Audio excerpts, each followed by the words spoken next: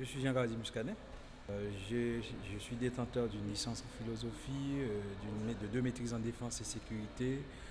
J'ai fait une étude aussi en maîtrise en master 2 en criminologie et je viens de déposer mon travail de recherche sur la politique criminelle et le phénomène de gang dans la région métropolitaine de Port-au-Prince. Et c'est cette recherche-là que je viens de présenter dans le cadre de cette activité de journée scientifique.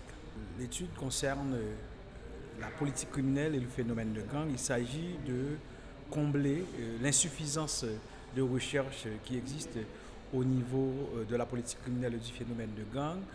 Et ma recherche prétend faire une analyse criminologique, pluridisciplinaire, pluridimensionnelle de phénomènes de gang et de la politique criminelle en posant la question de l'impact de la faiblesse du contrôle social, de l'absence d'une politique criminelle efficace dans l'expansion du phénomène de gang en Haïti en général et au niveau de la région métropolitaine du département de l'Ouest en particulier.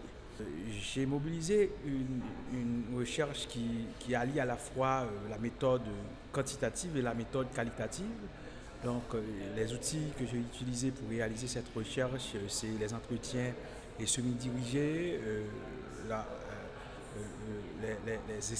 les enquêtes exploratoires, l'observation participante et l'analyse, la compilation de données statistiques, en dehors de la recherche documentaire qui a constitué un élément fondamental, un outil fondamental dans le cadre de cette recherche-là. On a pu découvrir que les jeunes, les membres de gang sont des gens qui ont eu un faible lien avec les acteurs du contrôle ou les institutions du contrôle social.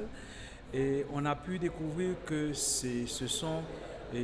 la majorité proviennent des populations vulnérables ou des zones vulnérables, des zones défavorisées qui ont choisi la délinquance comme, par exemple, certains d'entre eux ont choisi la délinquance comme moyen de survie.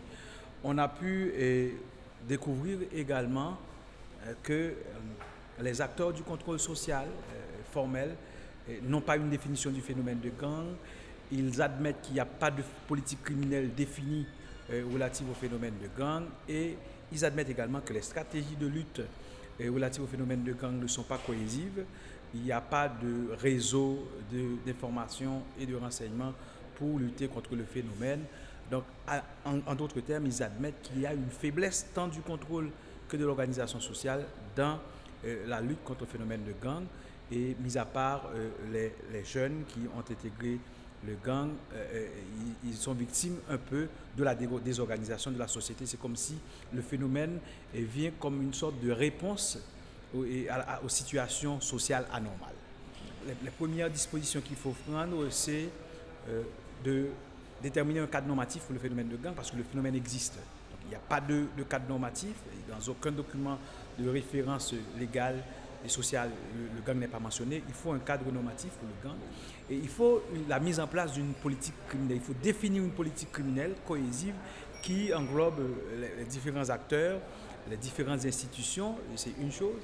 Et la deuxième chose, c'est de faire en sorte qu'il y ait une amélioration des liens de ces jeunes défavorisés ou ces jeunes qui ont choisi le gang comme alternative, d'avoir un lien avec les institutions du contrôle social formel et informel comme l'école, comme l'église, comme l'emploi et comme le travail.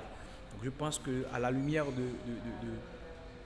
de cette étude-là, si on parvient à mettre en place ces recommandations, je pense qu'on aura à diminuer, on pourra en quelque sorte diminuer l'expansion du phénomène de gang dans la région métropolitaine de Port.